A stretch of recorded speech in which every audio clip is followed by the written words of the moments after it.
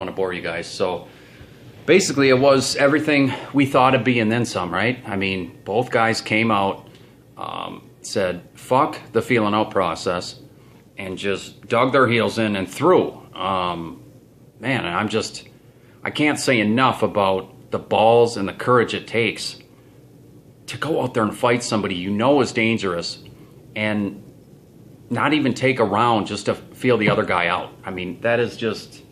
Man, both these guys have balls like grapefruits, you know? I mean, if these guys took their pants off, we'd all run for the hills, you know what I mean?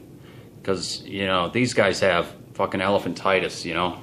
I mean, the balls both these guys have, man. I mean, it's amazing they can even carry their own weight, you know? I mean, it's crazy, man. And it's one of these things that's bittersweet because as fans, you know, we certainly appreciate it, right? I mean, what a treat. We can just sit back on our couch and watch guys go out there and leave everything out there, man.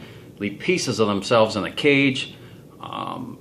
Man, they do it for our entertainment, you know? Obviously, they have families. You know, they want to make money. But, god damn, man, it's bittersweet because you know these guys later in life, man, it's going to take their toll, man. These guys, you know, aren't going to be as sharp mentally as somebody who wasn't in prize fighting, you know, just because of all the years of damage. I mean, the punishment you take in a prize fighting career, it's unlike anything else. You know, that's why you just hope. You hope and pray these guys make a lot of money while they're doing it. Hopefully they're smart with their money. They invest it, they stash it away, you know, whatever. But, yeah, I mean, what a treat for fight fans, right? Both guys came out, they were slugging. Poirier was super active right off the bat. And the first thing that came to my mind was, man, can he contain this pace? Like, can he keep this pace the whole fight? I mean, 5 rounds? You fight against a guy like Dustin Gaethje, who's just relentless, constantly coming forward. You know, you really have to pick and choose your shots because you can't go 100 miles an hour all 5 rounds. And the first round or two, Poirier was really throwing... Man, he was racking up the volume, and a lot of his shots he was throwing hard. Gaethje would do his classic, you know, cover up, and Poirier would, you know, be banging his ears, you know, then trying to slip something up the middle.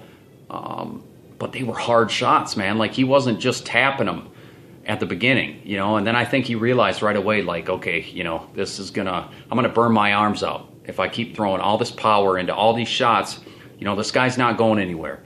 Then you could see, like, in the third round, Poirier started taking a little juice off his shots and started more just focusing on volume. You know, just the Diaz brother, just touch you. You know, but it's still effective, you know, and I think that was the right approach. But I think it was, yeah, I mean, that first and second round I probably would have given to Poirier, but that third round, really, you could see the shift. I honestly thought Gaethje won that round, 10-9, but the eye poke, they took a point away from him, so that made it like a 9-9 round. That was really a ball buster for Gaethje, you know, assuming that fight had gone to a decision, because that was a round I thought he was in control of. I mean, the leg kicks, he really had Poirier in a lot of fucking trouble. Poirier was, you know, limping around on his leg. His punches looked like they were losing a lot of snap.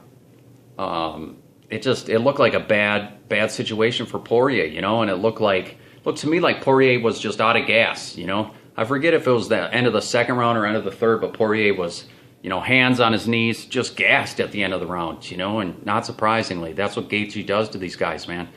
He drags you into deep water, you know, and drowns you, man. You're swimming with the sharks when you go with that guy because he just pushes his pace from start to finish, and it breaks a lot of dudes.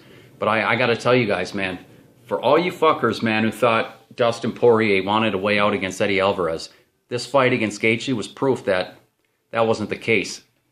Poirier had a couple opportunities, man, to bail in this fight.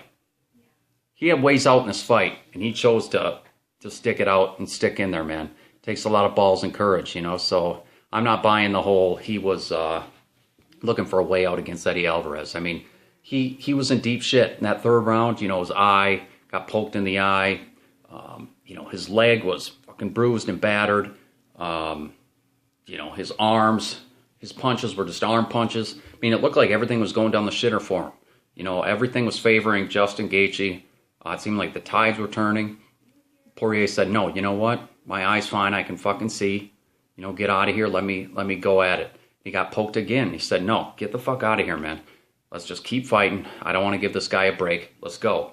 Man, that takes, you know, I was never one that bought into that whole Eddie Alvarez claiming Poirier wanted a way out of that fight. You know, I didn't buy that shit at all. And this is just further proof that Poirier's not that guy, man. He's not going to bitch out of a fight. He's in it.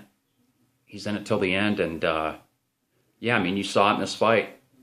And, yeah, so, man, in between rounds, that was a big turning point. You know, it looked like Poirier recovered great in between the third and the fourth round, and that was huge for him because, man, that fight went much longer. I don't know how much longer he would have been able to bounce around on that leg, you know. That leg was as good as useless, you know.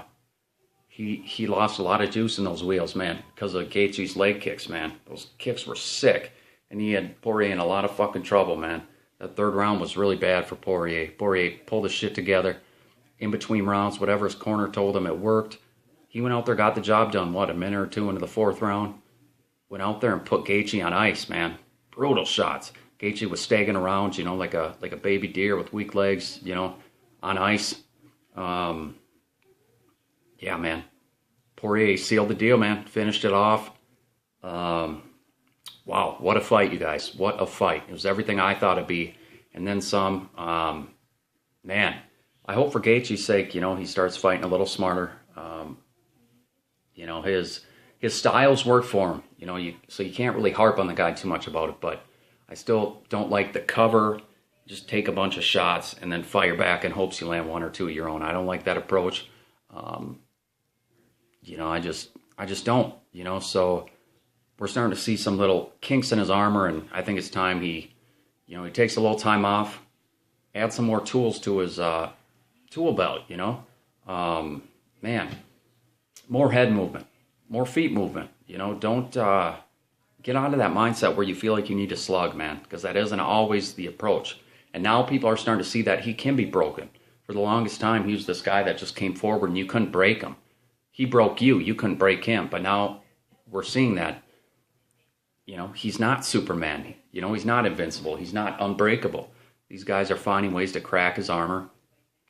And for Poirier, you know, I'm still seeing some holes in his game. But the guy, I mean, you can't deny the guy.